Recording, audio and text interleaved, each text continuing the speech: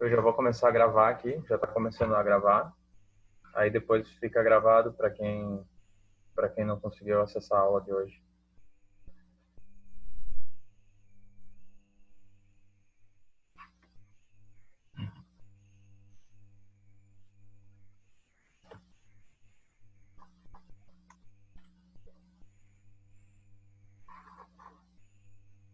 Ô Fábio, o pessoal tem medo tá com medo de colocar o rosto aí? Só eu e tu? Pois é, Eles estão, as meninas sem maquiagem, os cara estão todo largadão, né? Olha só.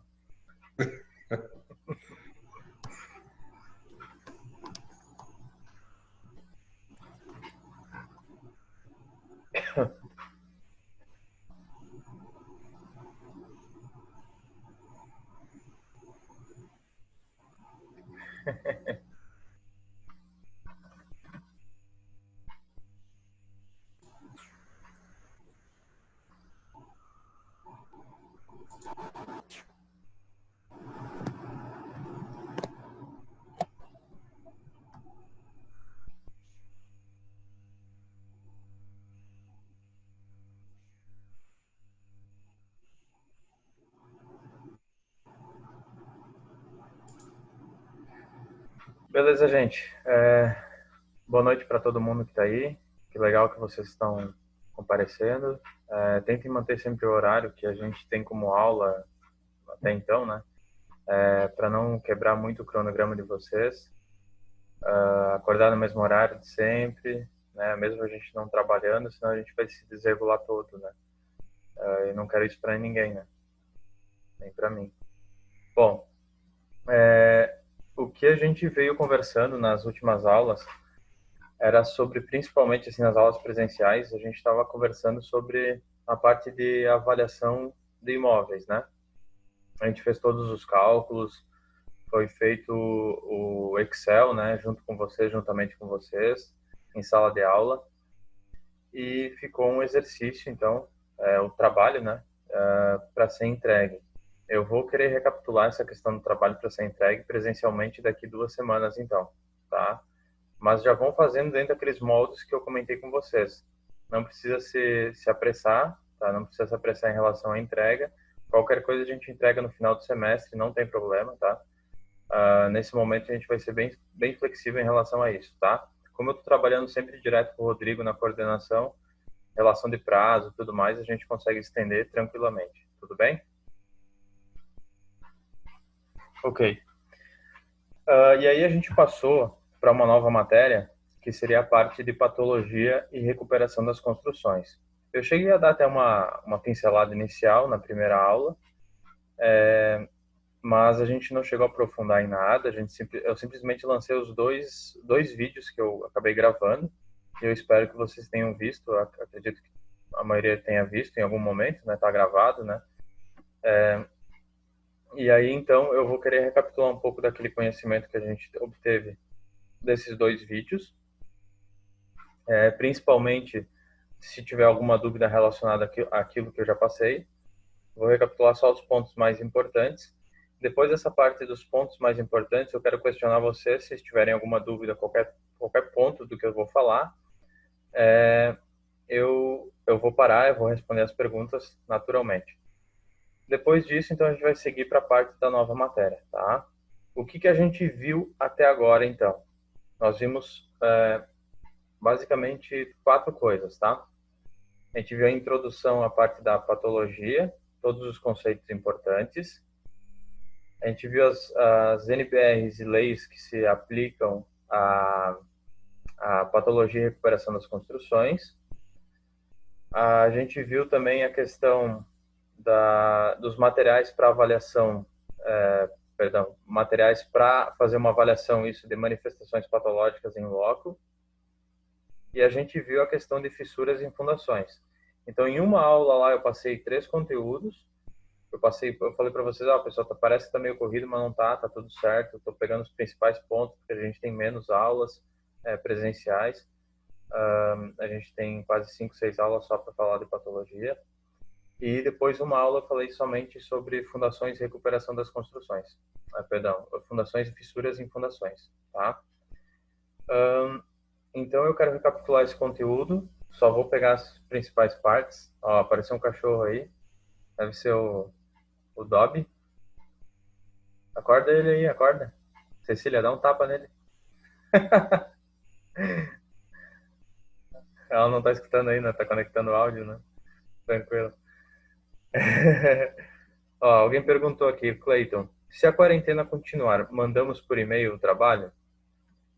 A princípio, Clayton, foi determinado lá pelo Ministério da Educação somente 30 dias, então a gente vai voltar dia 18. Como a gente já verifica que o setor de construção civil já voltou hoje, e outros setores estão dando retomada na volta, o governo está atendendo a isso, senão vai quebrar toda a economia, então acredito que os 30 dias vão se manter. Então a gente volta dia 18 de abril, tá? Com as aulas presenciais.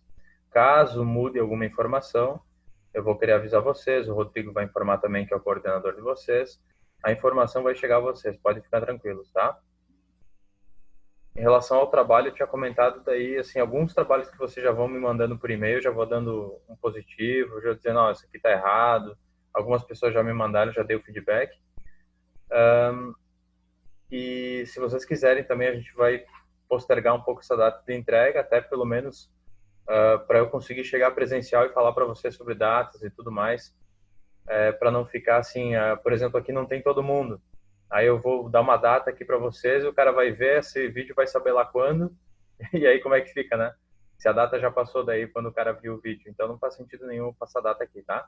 Então a gente vai retomar a data e tudo mais no momento que nós tivermos, no presencial, tá? Lá por dia 18. Beleza, Cleiton? Dá um ok aí para mim.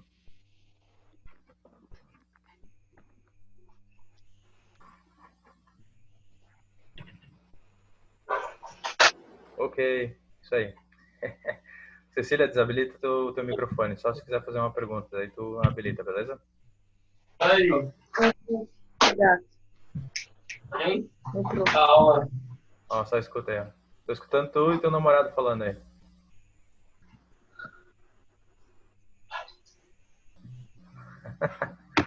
Tá, beleza, vamos lá, pessoal. Eu vou compartilhar minha tela agora, e aí vocês vão começar a ver os slides, tá? Eu falo. Desabilita o áudio aí, Cecília.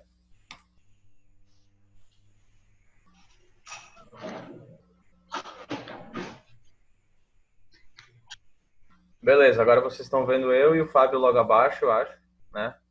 E a Caroline, a Cecília, e aqui é os slides de inicial, tá? Eu vou passar meio rapidão, vou falar só o que é importante.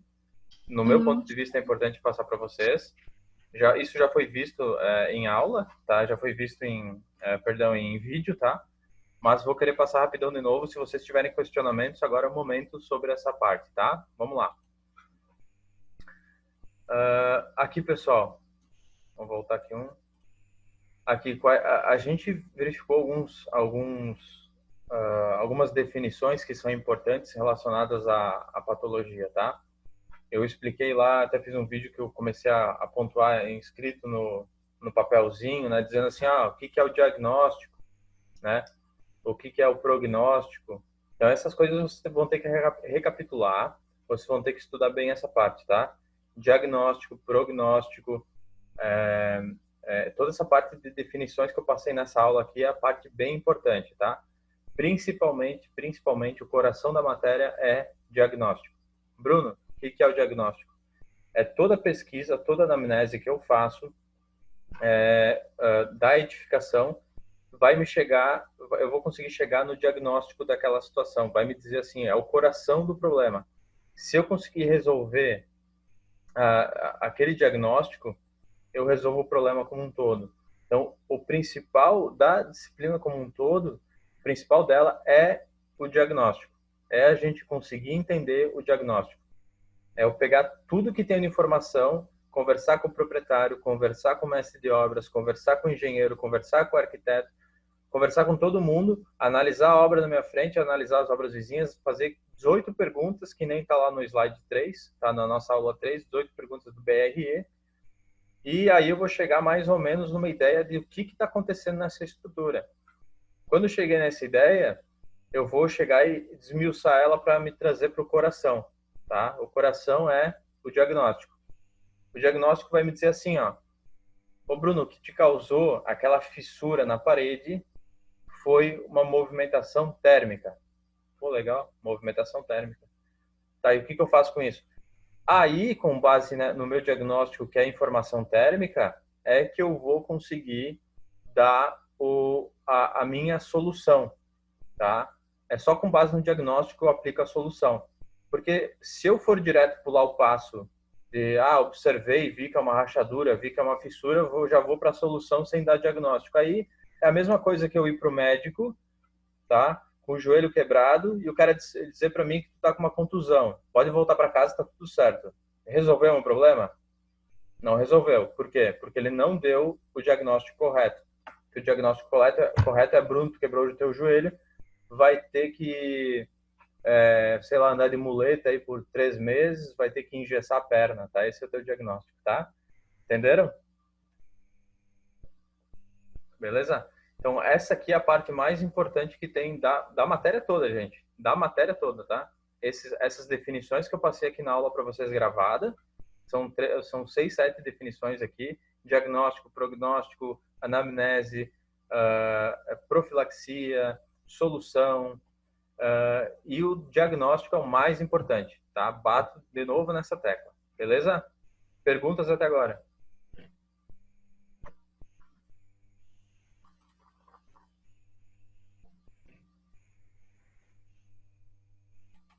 Acho que não, né? Beleza. Então, gente, de fato, sempre é mais fácil de prevenir ou corrigir. Sempre é mais fácil. A prevenção sempre vai ser muito mais barato do que a correção, tá? Vamos lá. Isso aqui é a respeito do Código de Hammurabi, né? As primeiras leis voltadas à patologia apareceu aí. Eu sei que vocês gostam bastante de história, assim, vocês estudam bastante história, né? E aqui então apareceram as primeiras leis voltadas a isso, né?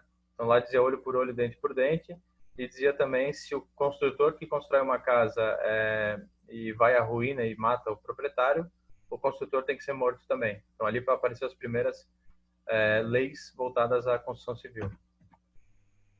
E o que a gente verifica, né? Conforme vai se passando o desempenho em relação ao tempo, a gente vai perdendo desempenho da estrutura. Obviamente, se a gente faz uma intervenção, aqui no meu mouse dá para ver as intervenções, né? As intervenções sobem o meu desempenho da estrutura, faz com que novamente ele vai cair, ter a queda do desempenho. Naturalmente, qualquer estrutura vai ser assim. Relacionado ao tempo, relacionado ao custo de manutenção, sempre inicialmente a gente vai ter, custo de manutenção lá em projeto é muito barato, né? Aparentemente não é, né? O pessoal diz, pô, tem que pagar ali o arquiteto, tem que pagar o engenheiro para refazer alguns projetos e tudo mais, mas é só esse valor de 3 mil, sei lá, 10 mil reais, 20 mil reais ali inicialmente que tu vai ter que gastar com o projeto e talvez refazer algumas coisas. Diferente da execução, que talvez 20 mil reais é meia dúzia de porcelanato que o cara vai ter que quebrar, né? Manutenção preventiva vai custar menos do que a corretiva sempre, né? Prevenção sempre custa mais barato do que a correção.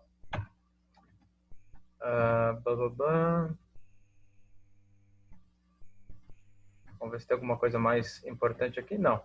Essa aula aqui era basicamente isso que eu queria apontar para vocês. Dúvidas da primeira aula?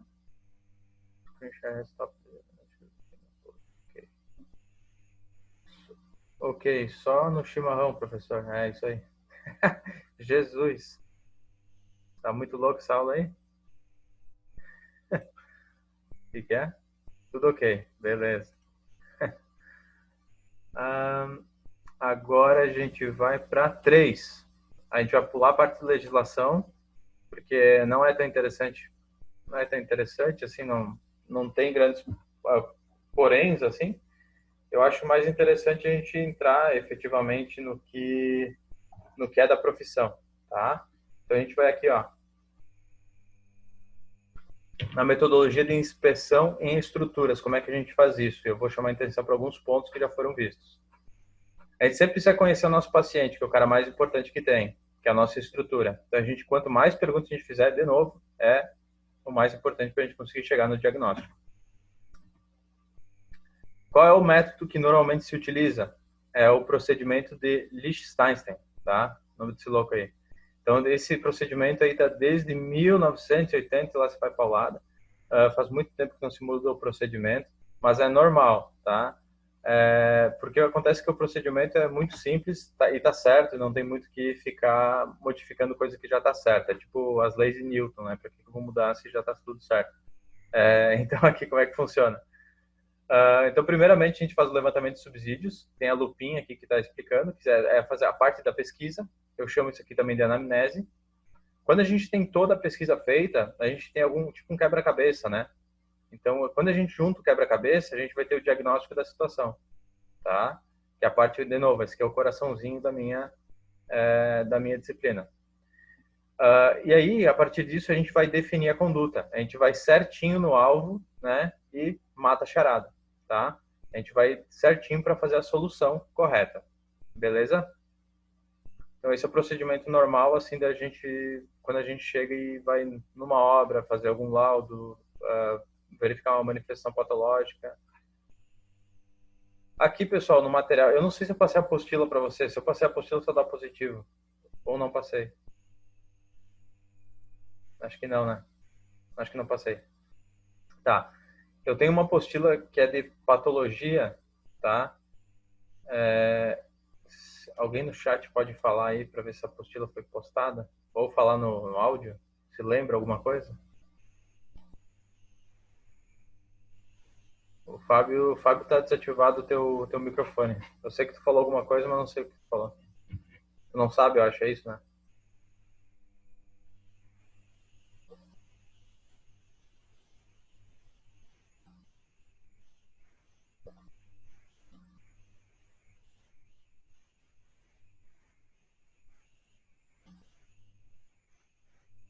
Não, mas tranquilo então. Eu vou fazer o seguinte, se por acaso eu não postei, eu vou postar lá, tá?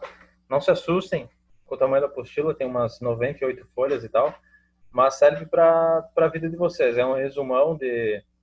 ali eu encaixei mais ou menos uns 10 entre livros,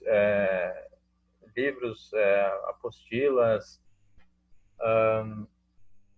dissertações, teses de mestrado, eu encaixei bastante coisa ali para dar um conteúdo assim bem resumido, bem denso e que fizesse sentido para os alunos, tá? Que vão estudar a matéria de manifestações patológicas.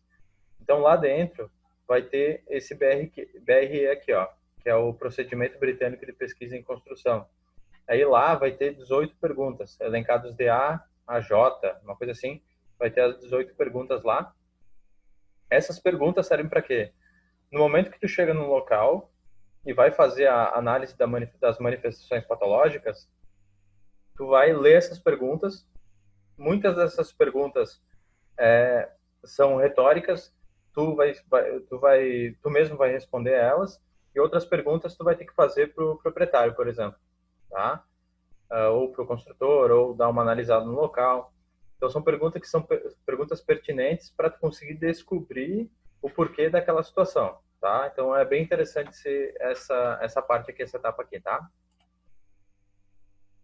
Aí nós temos aqui, a gente chega, então, finalmente nessa parte aqui, ó, que é conforme a gente vai fazendo aquelas perguntas que eu comentei, a gente faz um processo de eliminação, né? Por exemplo, a fissura é uma fissura numa esquadria, numa janela, que está a 45 graus ali no cantinho.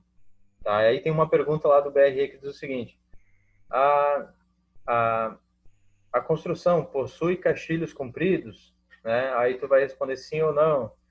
E com base nisso, nessas perguntas, tu vai conseguir eliminar todos os tipos de fissuras que podem ocorrer. Que é, por exemplo, a gente tem fissura que são causadas por movimentação térmica, fissuras causadas por movimentação higroscópica, fissura causada por dilatação térmica, já falei, por movimentação da estrutura, fissuras causadas por movimentação das fundações, fissuras causadas por, vamos ver, enfim, agora me perdi um pouco, mas tem vários tipos de fissuras, tá? N tipos de fissuras que podem ter várias ocorrências, vários diagnósticos.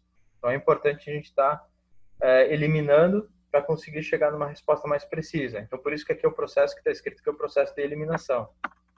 Tá certo? Aí, quais são os principais instrumentos que a gente usa? Principalmente o celular, né? O celular eu acho que é o mais importante. A gente faz gravação, faz vídeo, faz foto, até nível tem no celular. Zoom a gente consegue fazer pelo celular em vez da lupa aqui. Que outros elementos que eu gostaria de chamar a atenção aqui? O giz de cera, tá? Eu vou explicar um pouquinho mais para frente para que a gente usa o giz de cera na próxima slide. E esse cara aqui também, ó, que é o fissurômetro, que a gente consegue medir o tamanho da fissura. Tá? Se a fissura tá, então, aqui está escrito 0,5 milímetros, 0,45, 0,4. Então, quanto menorzinha a fissura, tu vai aproximando da fissura natural, na fissura que aconteceu na parede, tu vai aproximando ele para verificar qual é a espessura real da tua fissura. Aí tu consegue entender que tipo de problema que é. Se é pequeno, se é grave, se é muito grave. Então, o giz de cera que eu falei, ó, ele serve para verificar se a fissura é ativa ou passiva, tá? Então, vocês sabem, pessoal, o que é a fissura ativa ou passiva? Escreva aí no chat. Não. Não. Caroline Monteiro. Não. Então, o que é uma fissura ativa ou passiva? Então, imagine aqui que entre minhas mãos aqui tem uma fissura, tá? Se ela se movimenta, continua abrindo ou continua indo para cima, para baixo, se movimentando, é uma fissura ativa. Se ela fissurou e ficou parada ao longo do tempo, ela é uma fissura passiva. Ela não se mexe mais. Tá? Então, ela está como passiva. Aí da classificação. Bruno, por que ela pode ser ativa e por que ela pode ser passiva? Então, passiva é basicamente a fissura que ocorreu alguma movimentação, alguma coisa na estrutura, fissurou e parou. Não tem mais movimentação nenhuma, não tem mais nada que está acontecendo na estrutura, já cessou. E a ativa significa que a fissura continua se movimentando, significa que ou a estrutura está se movimentando ainda, ou as paredes estão se movimentando ainda, alguma coisa ainda se movimenta e aquela fissura continua abrindo ou fechando. Pode ser uma ativa intermitente. Intermitente é o quê? Que ela, em dados momentos, tipo inverno, ela fecha. No verão, ela abre. Tá? Então, é uma intermitente. Ou quando chove, ela se movimenta também. Tá? Intermitente. Ou pode ser uma fissura que ela continua se abrindo. Ela fissurou e continua abrindo. Né? Então, é uma fissura ativa, que não é intermitente, mas ela é ativa. Tá? Nos dois casos da ativa, tem algum motivo para ela continuar se movendo, tá? E aí a gente tem que descobrir o porquê que ela continua se movendo. Eu vou dar algumas ideias aqui para vocês do que pode ser. Então, se é intermitente, aquela fissura que abre e fecha, dependendo do momento, pode ser temperatura ou umidade, tá? Basicamente esses dois aí. Ou é temperatura ou é umidade, que vai ficar fazendo ela variar, tá? E se for uma fissura ativa que é contínua, continua abrindo, então pode ser a estrutura que está ainda se movimentando, ou pode ser a fundação que continua se assentando, continua se movimentando também. Por isso que quando a gente vê uma fissura, é importante fazer o quê? O acompanhamento, como está no slide aí, o acompanhamento da evolução da fissura. Como é que a gente faz? A gente pega aqui o giz de cera, risca, né? A gente risca, então imagina que essa caneta aqui é a fissura. Eu vou riscar 90 graus a essa fissura. E se por acaso daqui uns 40 dias, um mês, 3 meses, 7 meses, eu for lá novamente e esse giz de cera tiver, que eu passei lá no dia 10/10, aí eu vou lá no dia 10/12, 2 meses depois, vou lá e o meu giz de cera está desencontrado. O que significa? Que a minha fissura de alguma forma se movimentou. Né? O meu giz de cera tinha feito ele linear, e por que ele ficou desencontrado? Por conta que se movimentou a minha fissura. Aí eu descubro que ela é uma fissura ativa. Que de outra forma eu posso verificar essa fissura ativa? Com a gravata ali embaixo, ó, técnica da gravata. Tá aqui umas plaquinhas de vidro. Então, o que eu faço? Eu vou na fissura, coloco um pingo de epóxi cola numa das laterais e um pingo de epóxi cola na outra lateral. Aí eu colo a minha gravata, que seria uma plaquinha de vidro de 3 milímetros, colo ela ali, e se por acaso ela cair ou quebrar, eu vou conseguir saber que ali também é uma fissura ativa, tá? Então são duas formas de verificação.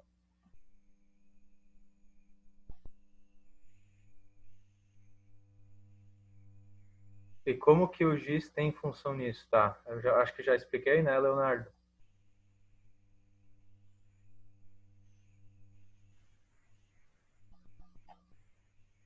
Marca a posição da fissura, se mover, dá para perceber. Perfeito, Cleiton. É isso mesmo.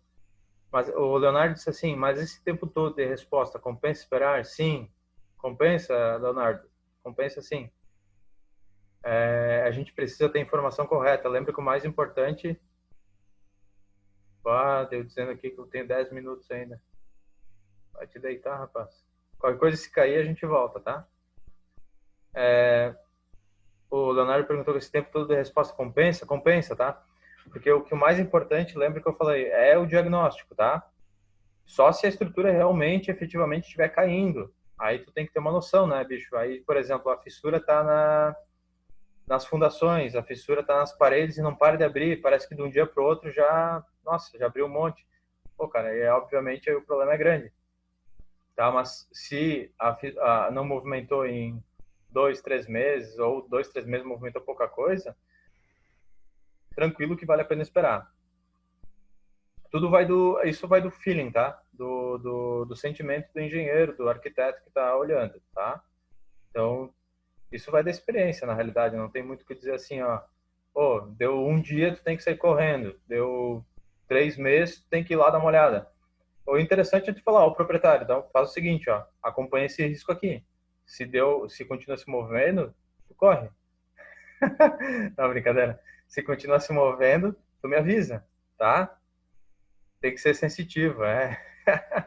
Posso fazer as duas na mesma fissura? Pode, Fábio. Normalmente eu faço as duas. Eu faço o risco de giz, tá? E aí coloco a data e coloco depois a plaquinha, tá? A técnica da gravata. Beleza? Vou passar para o próximo aqui.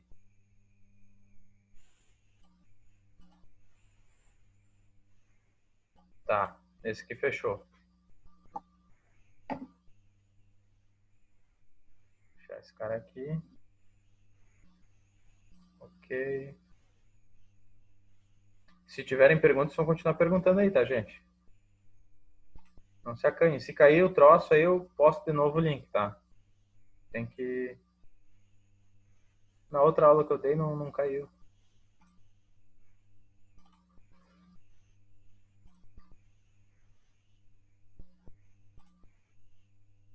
Tô com piolho? Não, brincadeira. Aí, gente, a gente vai entrar nessa parte aqui. Deixa eu respirar um pouco, né? Tô muito agitado. Fissuras causadas por movimentação de fundação, tá? E aí eu vou chamar a atenção em alguns pontos, que são os pontos principais de novo, tá? E tendo dúvida, novamente me pergunta. Então, até antigamente, a gente só calculava pelo critério de ruptura. A gente fazia só esse cálculo aí, né? Até antigamente, porque a gente tinha essa metodologia de calcular as fundações. Aí, conforme... Tem uma pergunta no chat.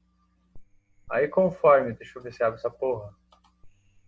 Aí, conforme foi passando o tempo, a gente foi aumentando a carga, né? Os prédios foram ficando mais altos.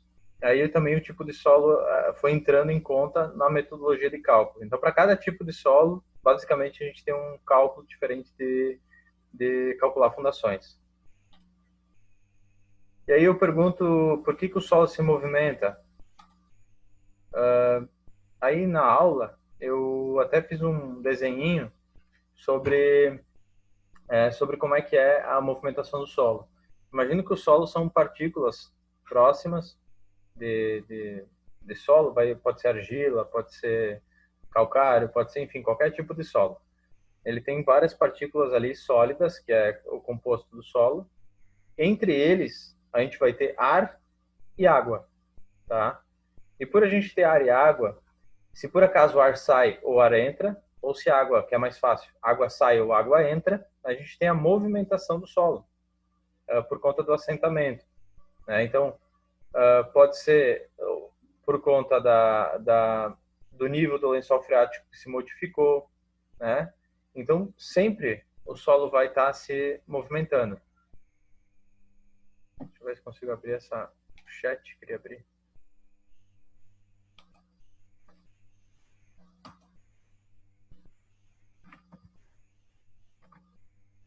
Bom, daqui a um pouco abre. Vamos lá. Todo solo se deforma? Sim, todo solo vai se deformar, tá? Alguns com maior proporção, outros com menor proporção. Tipo, um solo rochoso. Cadê meu mouse? O solo rochoso vai se movimentar em menor proporção, é óbvio, né? Ele tem muita mais resistência. Por exemplo, uma rocha tem 250 MPa, 300 MPa, 400 MPa, então é um absurdo. Obviamente que um prédio ali em cima, às vezes, de um solo desse aqui não vai fazer muita diferença. Mas agora um solo argiloso, será que ele não vai se movimentar mais? Claro que vai.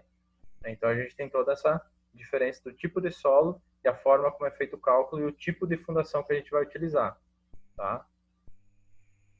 Aí entra a parte de sondagem, que é bem importante, tá? A gente tem a 8036 NBR, que dá o número mínimo de sondagens que a gente tem que fazer no solo. Isso aqui é a parte mais importante, vamos dizer assim, ó, da prevenção da fissuração e por conta da movimentação das fundações.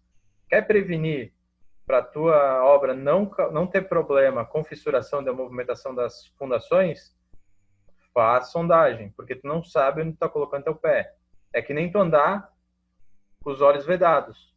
Tu não sabe onde tu está colocando teu pé, tá? Daqui a pouco tu vai colocar uma poça de lama e aí tu cai pro lado, tá? Então esse é o sentido da coisa, tá? Vocês têm que ter essa noção. Que o mais importante é onde está tudo apoiado, tá? Para não causar nenhum tipo de fissura, para não ter nenhum problema, vou lá e tenho que fazer sondagem, tá? Aqui tem um tipo de sondagem, tá? Uma SPT, tá? É um tipo de sondagem que se faz em solos moles e tem também a rotativa que se faz em solos rochosos. Eu acho que coloquei o vídeo para vocês. Se eu não coloquei o vídeo, vou colocar agora. Uma sondagem aqui.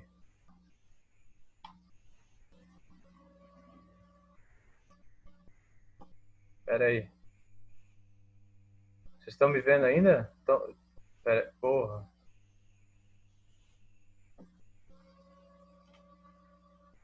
Vocês conseguem ver esse vídeo aqui? Sim, sim, tá aparecendo. Ah, tá. Opa, tem pergunta aí. Beleza, obrigado por falar que tá aparecendo. Tá, como eu disse, funciona? Quanto tempo de resposta? Posso fazer até 2 na fissura? KKKK, tem que ser sensitivo. Bruno, até que parte é a responsabilidade do engenheiro ou um erro de execução? A que tu te refere, Fábio? Fábio Abreu. Você perguntou, Bruno, até que parte é a responsabilidade do engenheiro? Pode falar. É assim, ó, eu vejo assim, ó, programa Minha Casa Minha Vida. O proprietário da casa apareceu uma rachadura. Ele liga para a caixa dizendo que apresentou uma rachadura e a caixa já notifica o responsável técnico impedindo ele de fazer novas obras enquanto não resolver aquela. Só com uma ligação, sendo que uma pessoa que não tem conhecimento. Entendeu? Então, muitas vezes pode ser uma coisa simples, como pode ser uma coisa grave. Perfeito. Daí, assim, o que eu queria ver nessa parte, assim, pode ser um erro de execução. Muitas vezes tu não, para a fundação tu pode definir a ferragem, mas para a parede, uma fissura na parede pode ser um erro de execução, né? Sim, sim. Não sei se consegui entender. Não, entendi. Assim, as fissuras que aparecem em paredes, elas podem ser da fundação, tá? Pode ser da movimentação térmica, da movimentação higroscópica e também da movimentação da estrutura. Então, até saber exatamente o que pode ser muita coisa. Assim, não concordo com essa questão que que tu comentou, assim, do cara barrar as obras do cara só porque apareceu uma fissura, nem sabe se é daqui a um pouco uma fissura térmica que não tanto faz, tanto fez, não muda em nada na vida de quem está lá dentro. Ou uma fissurinha que abriu ali, uma fissura muito pequena, que não muda em nada também. Então, assim, eu acho que o pessoal da Caixa ficou tão grilado com tanta obra ruim que apareceu, que eu acho que eles apelaram para mais, né? Mas daqui a um pouco eu acho que volta, talvez um sistema um pouco mais mediano, vamos dizer, de problema nesse sentido. Porque eu também achei muito, muito forte isso aí, Fábio, muito forte. Mas aí até onde saber a responsabilidade de um ou de outro, o engenheiro vai ter que ir lá, tá? O engenheiro, o arquiteto vai ter que ir lá. Existem fissuras superficiais de massa corrida, por exemplo, que pode ser confundida com fissura estrutural na parede? Não, impossível. Clayton?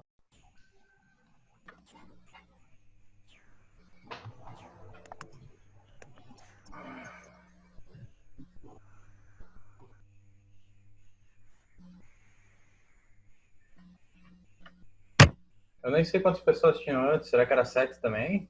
Tinha 8. Tinha 8? Então vamos esperar voltar ao oitavo aí. Ou a gente perdeu um homem na batalha.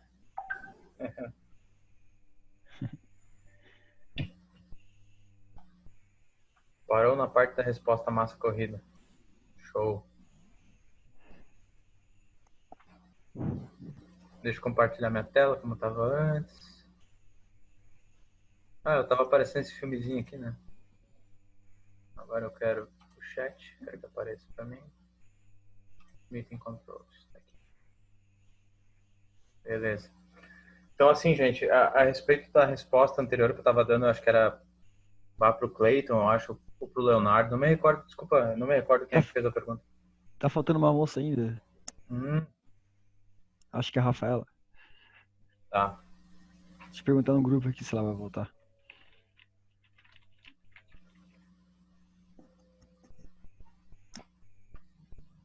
Não ia nem aula, mãe. Vai? Pegar o quê?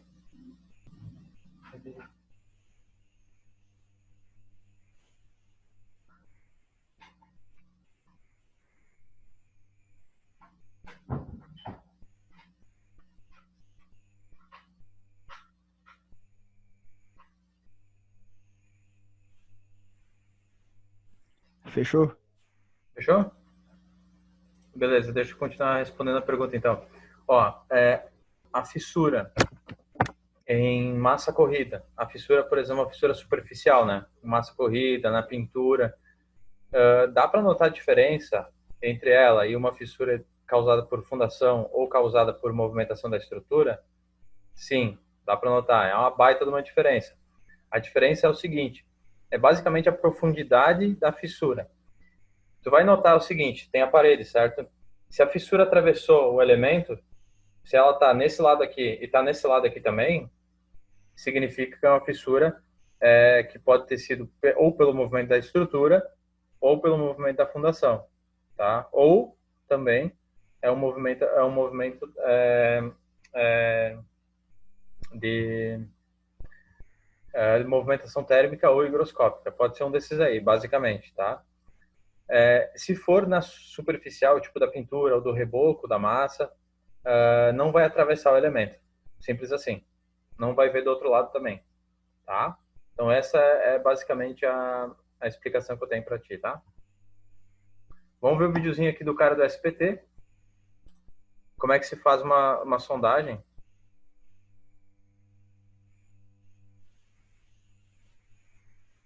Eu não sei se dá para escutar o áudio deles.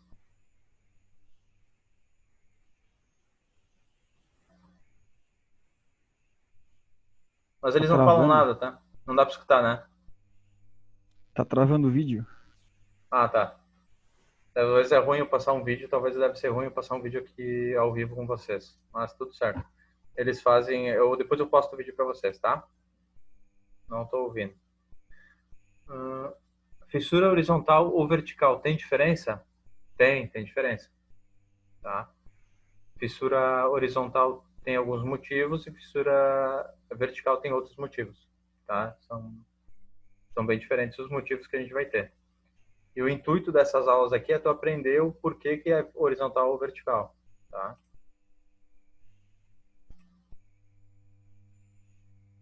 Vocês estão vendo minha tela, né?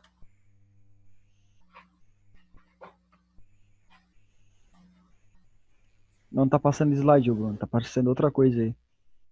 Ah, tá.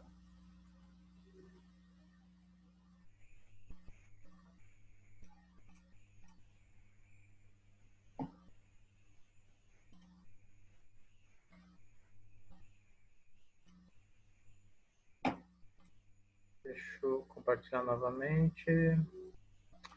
Estava aqui nas fundações. Agora vocês estão vendo, né?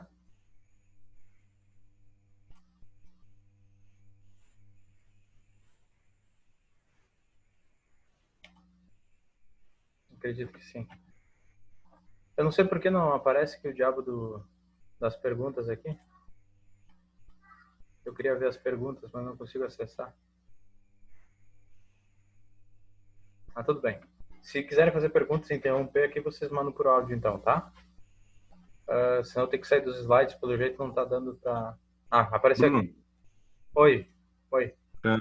pode listar alguma coisa dessa trinca, essa fissura na vertical ou na horizontal? O que pode ser? Sim.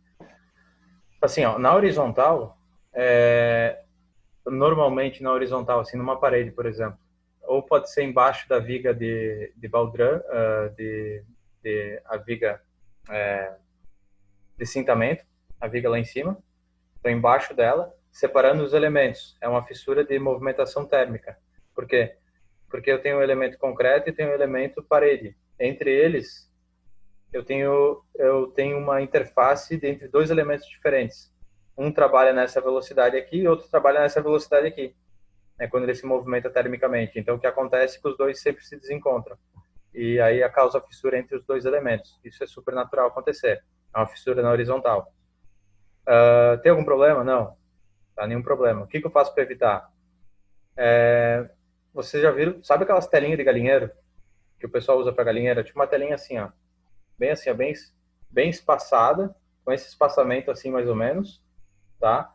De polipropileno, é um plástico, tá? Aí tu vai lá e tu crava essa telinha entre a viga e a parede. Onde é que eu coloco ela? Aqui tá a viga, tá? E aqui tá a parede, embaixo. Entre as duas aqui, eu vou colocar essa telinha, tá? Cravada um pouco na viga e um pouco na parede. Passando ali, que vai passar ali onde que, se por acaso der alguma movimentação, essa telinha é para segurar essa movimentação térmica e evitar a fissuração ali. Ramon, aí, boa. E aí, Ramon, tudo certo? Tá com a ponte aí do New York aí atrás de ti, né? Show de bola. E fissura, aí tu pediu fissura horizontal, né? Fissura horizontal pode ser a mesma coisa, só que com pilar, tá? Essa divisão aí de elementos, mesma coisa com pilar. Só que no pilar a gente não usa essa telinha aí. A gente utiliza, por exemplo, aquelas barras de aço que vão engastadas para dentro da fileira dos tijolos, tá?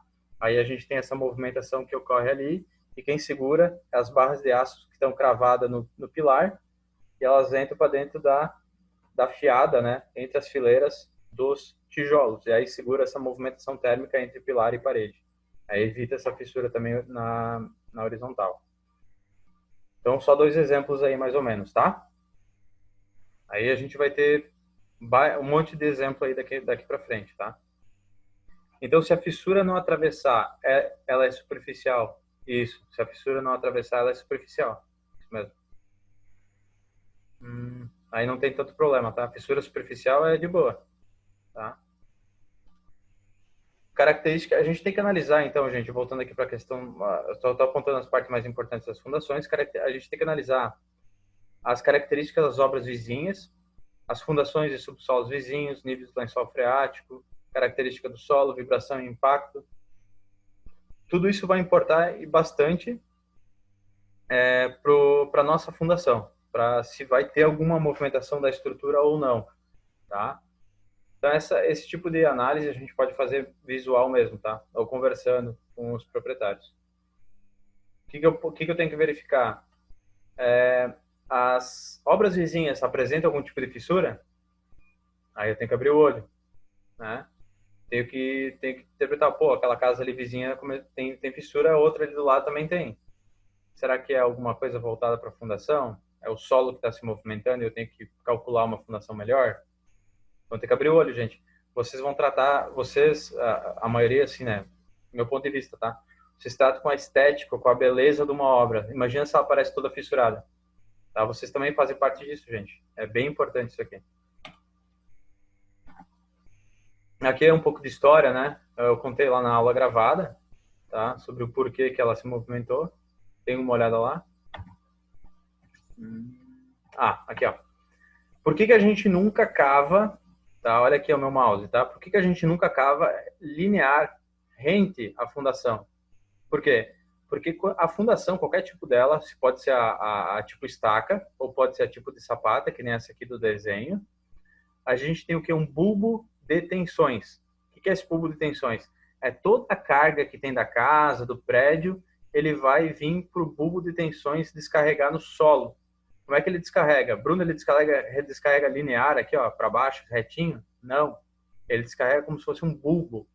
O que é um bulbo? É isso aqui que eu vou fazer com o mouse, ó. Ele vem aqui nas laterais, para o lado, para baixo, lá embaixo, e faz tipo uma bolha aqui embaixo.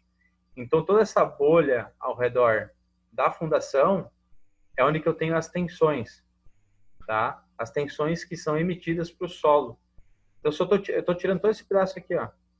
Todo esse pedaço aqui, eu tirei. O que acontece? Sobrecarrega toda essa parte aqui do lado, sobrecarrega tudo isso aqui, e tudo isso aqui pode desmoronar.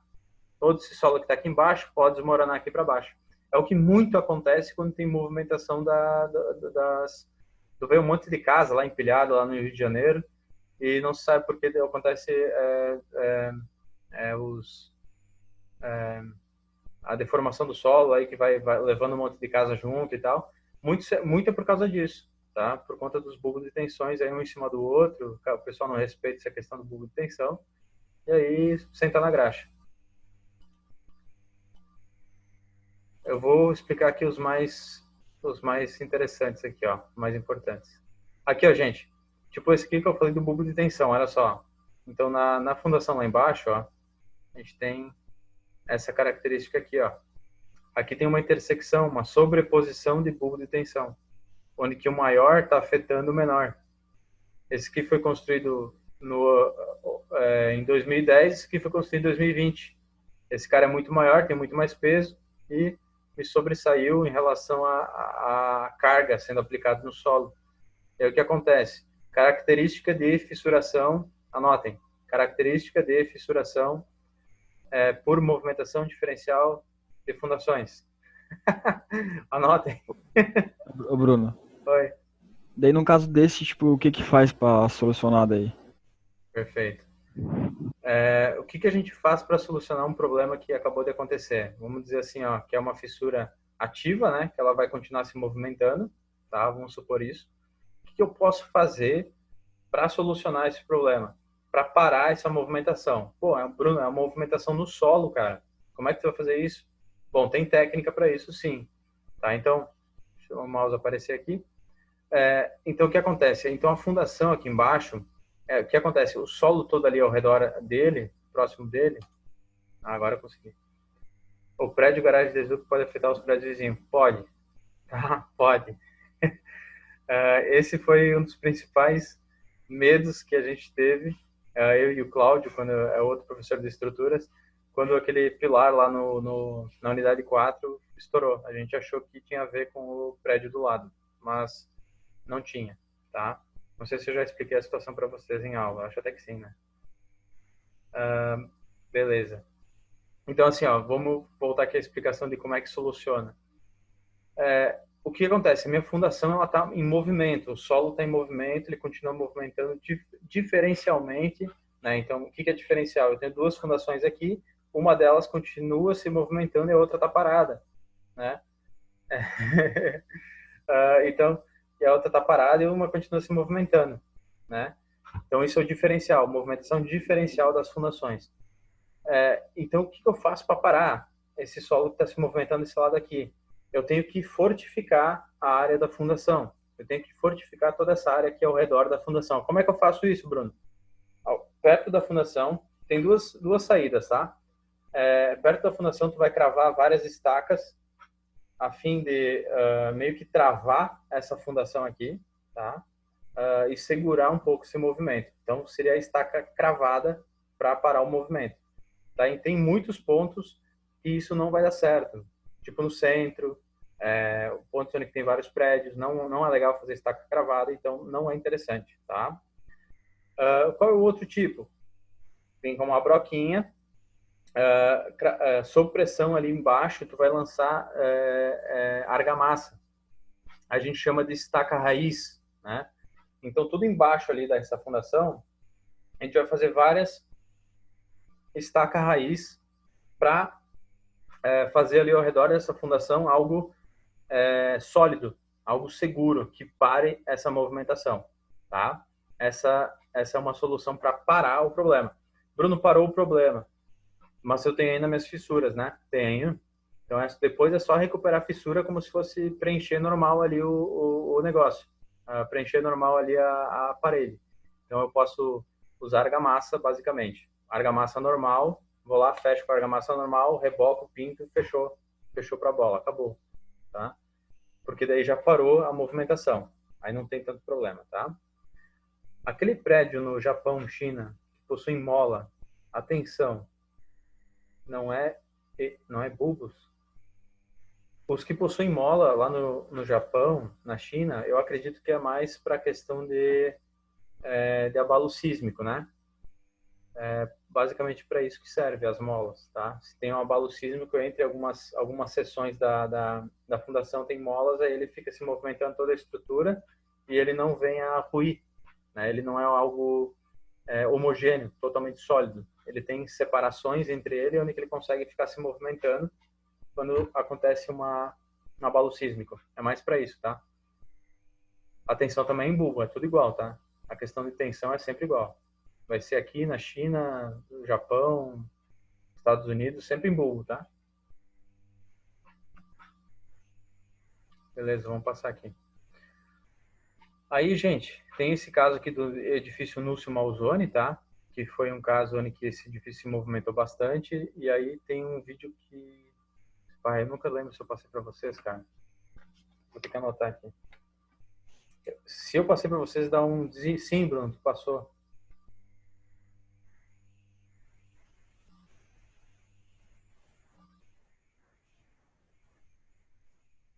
Alguém pode falar aí? Ah, tá aqui, ó. Não passou. Ah, tá, não passei. Beleza, eu coloquei aqui mais para colocar isso. Também o vídeo de sondagem. Eu acho que eu não passei. E também a apostila. Beleza. O Leonardo pergunta lá. Não seria talvez uma solução para as construções menores em grandes centros? A questão de mola, será? Não. Eu acho que não, Leonardo. Explica como foi feita a recuperação do pilar da Exucre e qual a segurança da recuperação em prédios antigos. Tá. Então lá na Exucre foi assim, gente. Eu vou explicar aqui com o slide aqui, ó. Eu vou mostrar aqui para vocês no slide. Você vai ver que tem um negócio bem similar. Espera aí, vou passar aqui adiante. Eu vou explicar em cima do slide. Tá. Isso aqui gente, é o mesmo tipo de fissuração, tá? É a característica da fissura por movimentação estrutural. No vídeo eu explico quais são as 4 características principais das fissuras por movimentação diferencial das fundações. Então, verifiquem lá, tá? As características principais, que é bem importante. Então, anotem isso. Características das fissuras em fundações, na aula gravada anterior. Aqui eu vou chegar lá na Exucre. Espera aí. Aqui, ó. Então, gente, aqui é como se fosse a Exucre, tá? Aqui embaixo, nesse pilar aqui embaixo, ó, onde que meu mouse está passando, é aquele pilar que estourou, que abriu, tá? Aí, quando aquele pilar estourou, abriu, a gente foi lá, disse pro pessoal sair e tal, saiam com calma, tá tudo certo, blá, blá, blá. Ficamos lá até meia-noite, 1h da manhã, para analisar toda a estrutura. Aí ficou lá eu e o Cláudio dando uma olhada na estrutura e escorando lá, né, esperando o pessoal para escorar toda a estrutura. A gente subiu até o segundo pavimento, e o que a gente analisou no segundo pavimento? A gente viu exatamente esse desenho aqui. tá? Onde que tinha, por exemplo, esse pilar aqui, ó, onde que tem essa movimentação da flechinha, então a gente viu essa fissura aqui, tá? Essa aqui, ó, que tá meu mouse passando, que ela vinha lá do canto dessa parede aqui, ó, até o canto dessa outra aqui. E o copia e cola, né, é mirror, né, vocês gostam de usar o AutoCAD lá, mirror aqui para essa parede aqui do lado, tá? Então, a mirror aqui nessa parede aqui do lado, beleza? Então, o que isso é característico? A barriga da fissura aponta para onde está causando o problema. Onde é que está a barriga da fissura aqui, ó? A barriga da fissura está aqui, a barriga da fissura está aqui, aqui, aqui, aqui, aqui e aqui. Toda ela apontando para onde está causando o problema, para onde o problema está sendo causado. Então, a barriga das duas fissuras apontavam para o mesmo pilar, né? O que, de fato, era que o pilar tinha uma resistência inferior, o material era de horrível qualidade, pelo menos daquele pilar, tá? Tinha uma tubulação também passando ali dentro do pilar, não se passa tubulação dentro do pilar, pelo amor de Deus, e tinha uma tubulação passando, então diminuía ainda mais a seção do pilar. A armadura interna toda corroída, né? Então, obviamente, estava em estado de decomposição super avançado. Então, por isso que estourou. E o que foi feito para recuperação lá, o Fábio pediu? Então, o pessoal aumentou a seção do pilar, usou um concreto de maior qualidade e fez também a fundação embaixo, tá? Refez toda a fundação embaixo, o pessoal da Embracone, se não me engano, tá? Pode seguir eles na rede social, lá eles têm esse caso aí. Eles até ficam postando, às vezes, assim, caso Exup, não sei o que, para aparecer um pouco mais. Então, nas fundações, eles fizeram a fundação reforçada, subiram o pilar em cima reforçado, vocês viram que a dimensão do pilar agora é bem maior, e aí toda essa estrutura está apoiada são 2 ou 3 pilares que eles fizeram a mais lá, né? Então, eles tiveram que fazer análise de toda a estrutura, tá? Fizeram análise de todo o prédio, para verificar o que precisava ser refeito ou ser reforçado. E aí eles fizeram todo o serviço, e aí eles assumem a responsabilidade pelo edifício a partir de agora, né? Então, é óbvio que a gente se sente mais seguro, até pensando ali, vendo que os pilares são daquela dimensão, que eu acho muito exagerado, tá, gente? Muito exagerado, mas tudo bem. Não sou eu que estou assumindo a pressão, né? Então, de fato, tem que respeitar. Isso aqui tudo, gente, a gente viu lá na aula de fundações, tá? Chamei a atenção já para o que era mais importante. Stop sharing. Agora vamos para o chat. Foi tapado no gesso acartonado ao redor. É isso aí. Que coisa, né, bicho? Tá feio o troço. Agora, gente, vocês têm pergunta em relação à revisão que eu fiz até agora? Eu fiz a revisão, assim, dos pontos mais importantes do que a gente viu nas aulas gravadas, tá? E eu fiz a revisão em uma aula ao vivo, que vai ficar gravada.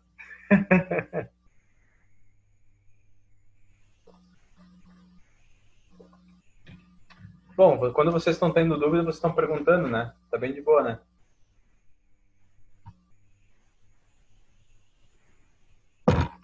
Beleza. Vamos passando aqui, gente. Vamos entrar na nova matéria. Os slides dessa matéria foram feitos especialmente para vocês, tá? Ela é totalmente interativa e vocês vão ter que me acompanhar. Conforme eu vou passando os slides, vocês vão ter que responder as perguntas que eu estou pedindo aqui. Senão a gente não consegue acompanhar a aula, tá? A gente não vai fazer a aula toda, a gente vai fazer parte da aula e ela fica bem interativa, tá? Bem interativa mesmo. Vamos lá.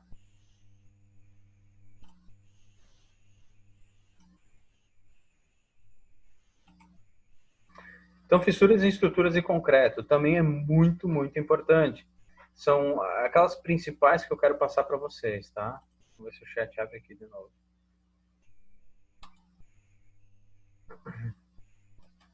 Esse chat desgraçado não abre para mim, não sei porquê. Mas tudo bem. Se perguntou alguma coisa aí, não está aparecendo, pode perguntar no áudio. Bom, vamos lá.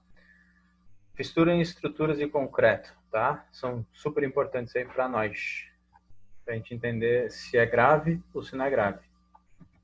Bora lá. Até antigamente, até hoje, né? A gente vê muito concreto comum sendo utilizado, que é o nosso caso da esquerda, que olha só como é que fica uma estrutura suja, né? Onde que a gente não tem liberdade para quebrar a parede, não tem liberdade arquitetônica para ampliar uma sala, juntar junto com outro quarto, fazer uma sala mais ampla, né? Ou fazer mais um quarto, tirando um pedaço da sala, enfim, né? Esse tipo de coisa a gente não tem liberdade de fazer hoje, né? Talvez com gesso acartonado, sim, ok, mas muita coisa fica limitada por conta da quantidade de pilares e vigas que a gente tem passando.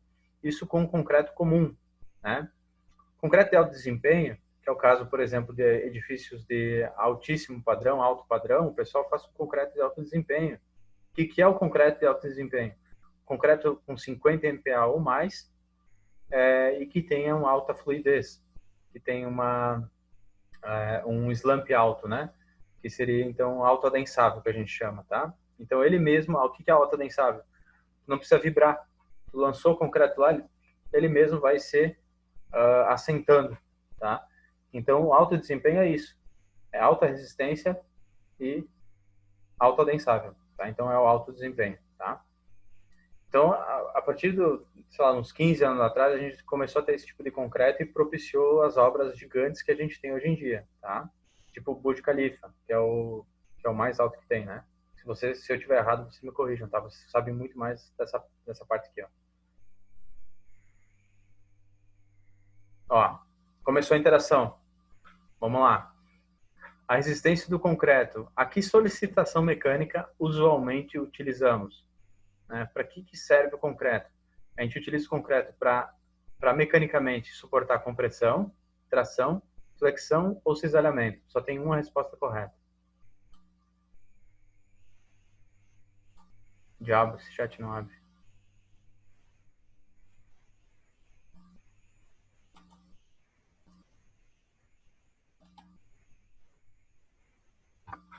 Aperta Alt, ô, Bruno, vê se aparece. Alt. Alt H. Peraí, Alt H. Merda. Alt H. Alt. Também não. Ele deve estar aqui em algum ponto aqui. Deixa eu ver se...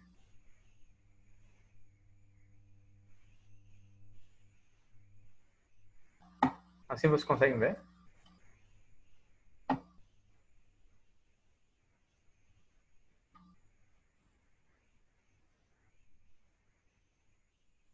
É essa merda aqui. Desculpa aí, gente, pela...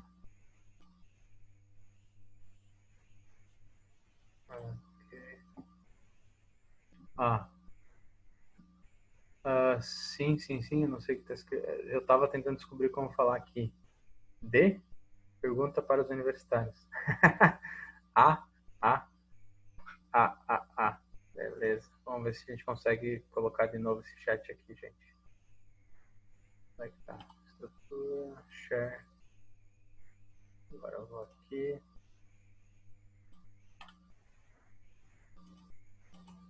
Aí.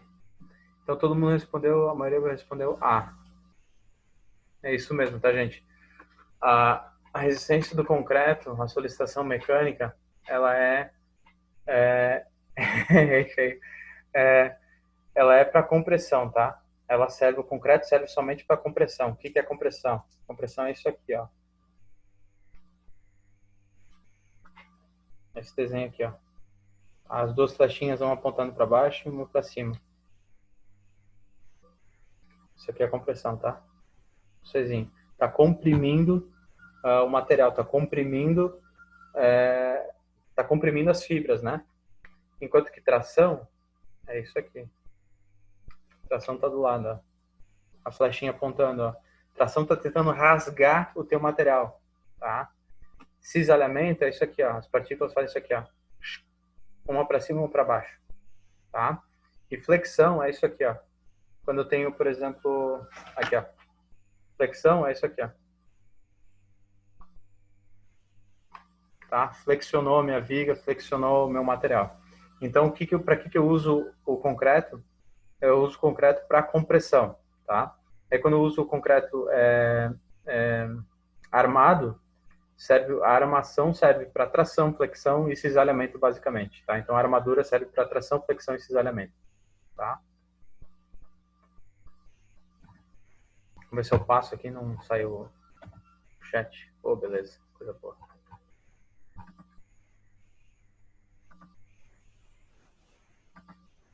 Aqui. Ó, gente, as fissuras, aqui vai, deixa eu tirar aqui o chat aqui da frente. Ó, as fissuras são consideradas, deixa eu colocar aqui.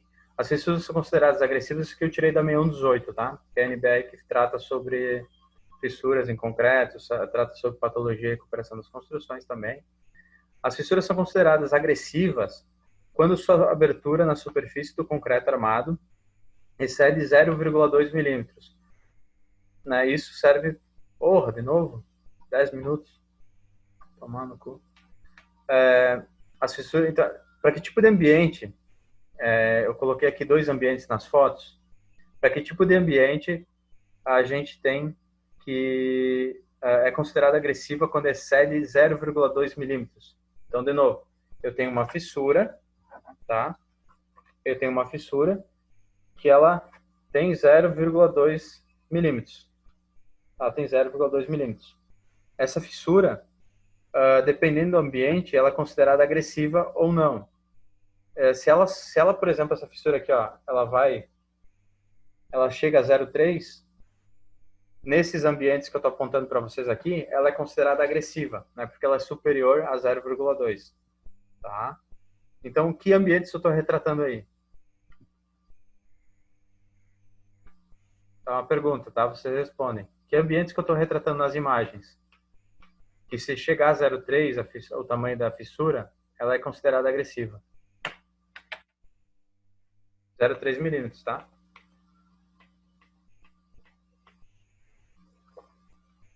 Que tipo de ambiente que seria esses ambientes aí, ó? O ambiente aqui tem uma água aí, marítimo, boa. Trepidação de terra, não. Então, marítimo aqui, tá certo. Industrial, perfeito, industrial também. Então, aqui, ó, são os dois, tá? Então, aqui o primeiro, eu tô bem próximo do mar, né? A gente chama de respingos de maré. É o pior tipo de... Acertou. O pior tipo de ambiente que nós temos, tá? É o ambiente de respingos de maré. E logo abaixo a gente tem o industrial forte, né? Aí não é industrial só que aparece, obviamente, mas o industrial forte também, se a gente tem fissuras acima de 0,2 milímetros, a gente tem como fissuras que elas podem ser graves, consideradas graves pela NBR, tá? São os dois piores tipos de ambiente que a gente tem. Vamos passar aqui o slide. Agora o outro aqui, ó, a mesma questão, mas se ela é só, nessas duas imagens, se ela excede 0,3 milímetros. Então, se ela for maior que 0,3 milímetros, eu vou considerar ela grave, tá? Então, em que tipo de ambiente que eu estou falando aqui? Tenho duas imagens de novo.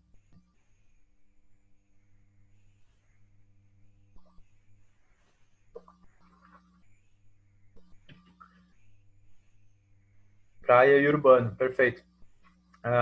Embaixo a gente tem a praia, que seria então um ambiente marítimo, que isso está lá na NBR, bom ambiente marítimo, e a parte de cima então seria um ambiente urbano, onde que normalmente vocês constroem, tá? A maioria das pessoas, né? Depende, também tem gente que constrói na praia, né? Que eu tô viajando. Então aqui a gente está falando dos tipos de ambiente que pode construir, né? A gente podia construir num ambiente de indústria forte, então a gente tem que se preparar para aquela situação de fissuração. Aqui nesse caso, então, na urbana e no litoral, né? Aqui outro, ó. Outros dois tipos de ambiente. Aqui só se exceder 0,4 milímetros, significa que é mais seguro aqui. Que tipos de ambientes que eu tenho aqui? Rural, perfeito. E marítimo submerso, tá? Então esse é o submerso ali, significa que eu não tenho problema, tá? Bruno, sério que não tem problema mesmo sendo no mar? Vamos aqui para a sessão de perguntas que você vai entender. Olha ali o Silvio Santos aqui aparecendo, ó. Mas, oi, aqui começa a brincadeira. E se a zona e se a zona for marinha e submersa, o que a gente faz? Então a gente considera, se ela for marinha, lembra que eu acabei de comentar, é uma zona perigosa, né? Mas se ela for marinha e submersa, tipo uma plataforma, aí eu vou explicar para vocês aqui, tá? Se for marinha e submersa, será que eu tenho problema? O que vocês acham? Seria um problema bem grave ou assim, é um ambiente grave ou um ambiente tranquilo? Marinha submersa. Vocês acham que uma marinha submersa é um ambiente grave ou não? Depende se ela estiver exposto. Então, eu vou dar uma explicada para vocês. O que acontece? Toda vez que a gente tem alguma estrutura, tipo a de concreto armado, que é a maioria que a gente faz, se ela está submersa, a gente não tem contato com o ar. E quem faz a oxidação, a corrosão acontecer é o oxigênio. E quando a gente tem ela submersa, a gente não tem oxigênio lá embaixo. Então a gente não tem problema com corrosão, tá? Onde é que a gente vai ter problema com corrosão, Bruno? Então imaginem aqui, isso aqui é o meu pilar, tá? E aí tem essa parte que está submersa e essa parte que está, assim, toda essa parte que está submersa, daqui para baixo do meu dedo. E aí aqui fica a variação de maré, fica o tempo todo variando. Hora está submerso, hora está com ar. Essa é a pior zona possível. É a zona que a gente considera respingos de maré, que é hora tem contato com o mar, que é com sal também, que é um acelerador de corrosão, que é os íons cloretos, e hora tem contato com o ar, que acelera o processo de corrosão, né? Então esse é o pior ponto que tem. O que recentemente foi feito lá na Ponte Anita Garibaldi? Vocês já passaram por lá? Vocês viram o que foi feito lá, nessa área?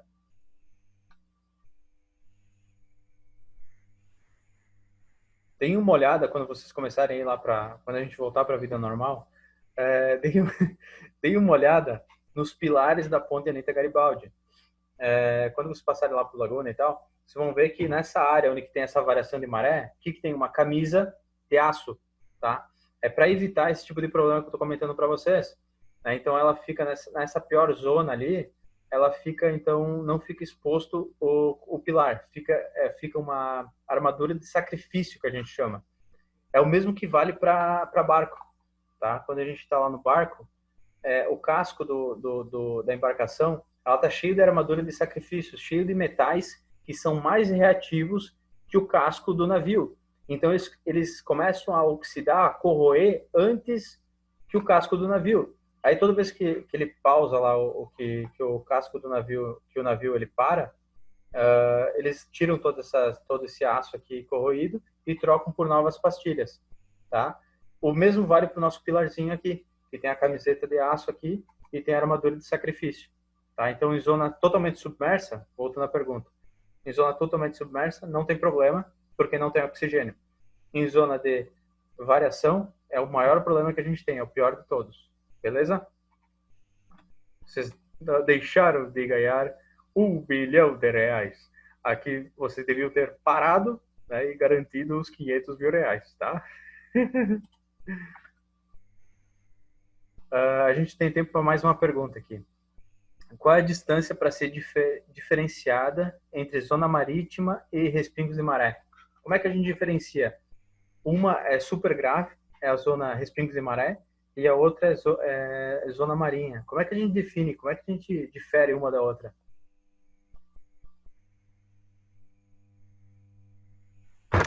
Vocês podem parar. Então, vocês não vão conseguir acertar R$1 bilhão.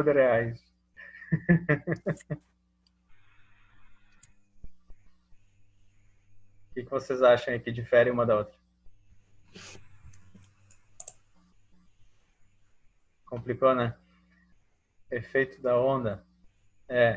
O que separa uma da outra, gente? Tipo, onde que começa respingos de maré? Ela começa ali na primeira linha das construções. E onde é que ela termina e começa a zona marítima, por exemplo, né? Que a gente tem duas classes totalmente diferentes e a gente tem que calcular totalmente diferente para a espessura do concreto, tudo, né? Então não tem assim essa parte, não tem onde começa uma e onde termina a outra, vai do bom senso. Sério? Não tem isso em norma? Não tem nada.